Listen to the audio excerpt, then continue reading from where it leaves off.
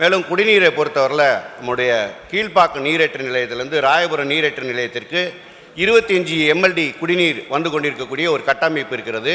ஆனால் கடந்த காலங்களில் அங்கே 17 MLD நீர் மாத்திரமே இதுவரை பெறப்பட்டு ராயபுரம் பகுதி தொகுதி மக்களுக்கு விநியோகிக்கப்பட்டு வருகிறது.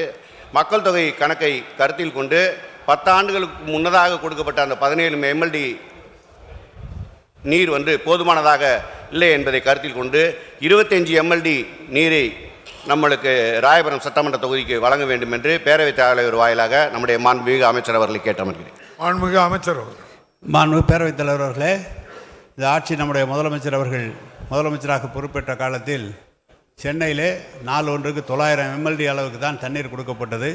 ஆனால் இன்றைக்கு 1040 MLD கொடுக்குற அளவுக்கு குழாய்கள்லாம் பதிக்கப்பட்டு மக்களுக்கு கொடுத்து கொண்டு இருக்கிறோம்.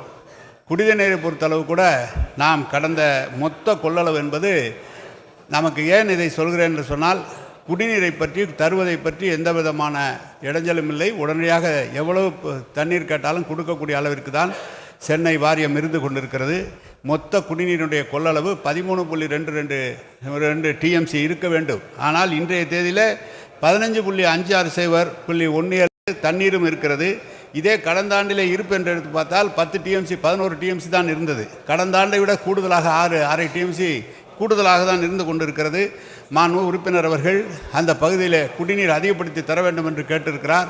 எந்த பகுதி என்று அவர் சொல்லியிருக்கிறார். அதை நம்முடைய அதிகாரிகளிடம் கலந்து பேசி உடனடியாக அந்த பகுதிக்கு கூடுதலாக குடிநீர் வழங்குவதற்கு ஏற்பாடு செய்து தரப்படும் என்பதை தெரிவித்துக் கொள்கிறேன்.